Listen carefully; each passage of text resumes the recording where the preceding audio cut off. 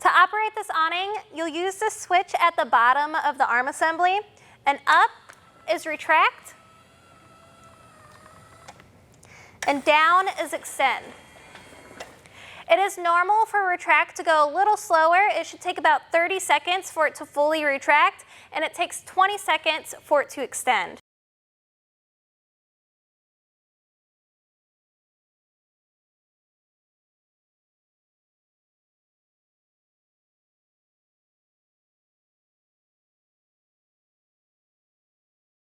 Next, we're going to choose the side that we want to establish pitch.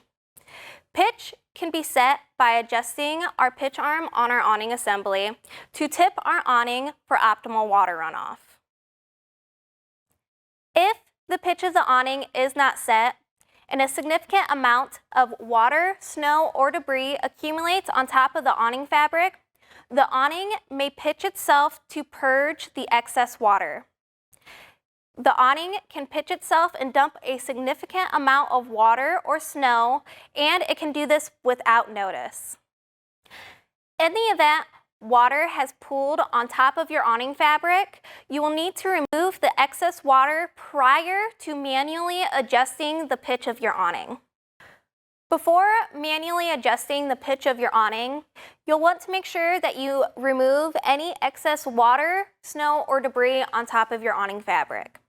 You can do this by using a long-handled tool like a broom to push up on the fabric of your awning and remove any pooling water or debris.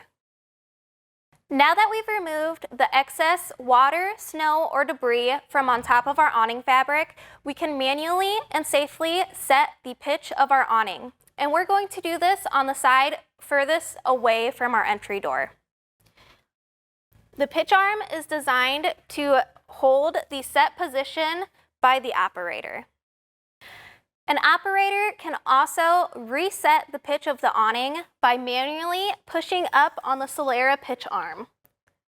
But if you are doing this, do not overextend it past the straight line because this can add excess tension to the gas strut and cause that strut to break.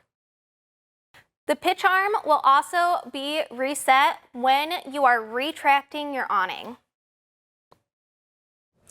After using your awning for a certain amount of time, you'll notice that your battery starts to deplete on your awning. When you're ready, you'll grab your charging port at the bottom of the awning arm and disconnect it from that Velcro that's on the bottom of the switch. Grab your charger and either a 110 extension cord, or you can use any 110 outlet on your camper.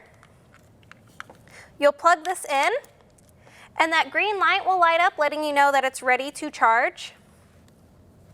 And then you will plug it in to the bottom of the charging port, and that light will turn red showing you that the battery is not fully charged, but once it is fully charged, that light will turn green.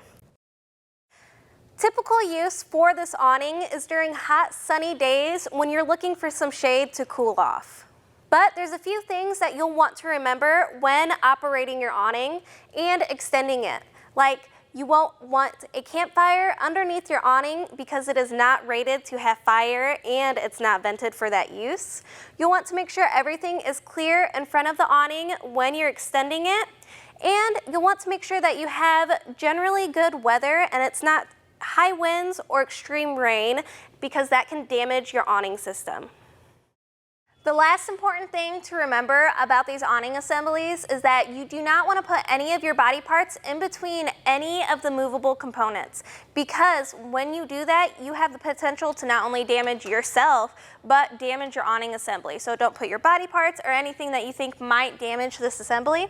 And that includes during operation, especially during retraction, you may be tempted to wrap your hand around this mount arm, but once the awning closes fully, it will crush your hand between this outer arm and this mount arm.